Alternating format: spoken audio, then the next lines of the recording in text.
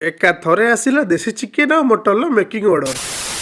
तो नमस्कार समस्त को मु स्वाभी नीलगिरी आमर गोटे छोट होटेल अच्छी सबुदिन भाई रेडी कि मु पलि आसला मो कर्मक्षेत्र माने होटेल को भात बारिबार लेट होता है जल्दी जल्दी भात को बाहर करूँ और रेडी होगी गोरख मान अपेक्षा करूँ। दीटा टेबुल बिरियानी देखी करूँ बेपार आरंभ। बिरियानी बढ़ुवा डिमांड जोगुरु एबे सोमवार भी आम होटेल बिरियानी मिल जाव। किछि लोक मैंने आसिक चिंगुड़ी खोजुंट किंतु मार्केट रे भल चिंगुड़ी आसुनी और जदि भी आसुची अधिका रेट रे आसुची से होटेल रो चिंगुड़ी आमे बनै पारुनु। बेपार आमे आगे आगे चलथिला बेले फास्ट आस्थिला गोटे देसी चिकेन मेकिंग पे ताकू बनेकी गोरख को दे देइथिलु। होटेल भी हेइथिला भिड़ो जो गोरख माने भी बसिथिले तांकर ऑर्डर बुझिके तांको खाइबा टेबुल ले लगे दउथलु। आ किछि समय परे आस्थिला 2 केजी मटन मेकिंग रो ऑर्डर। तांकर दरकार थिला कि मटन टा जेमति कम मसला वाला पतला झोल हबो तो तांकर जेमति दरकार थिला सेही हिसाब रे तांको बनेकी दे देके आज रे व्यापार को सारिथिलु। लास्ट रे बसिकी डिस्कशन करथुलु कि आउ किसे होटेल नुवा करि परिबु। तो आज पई एतिकी देखाबो नेक्स्ट वीडियो रे। जय जगन्नाथ।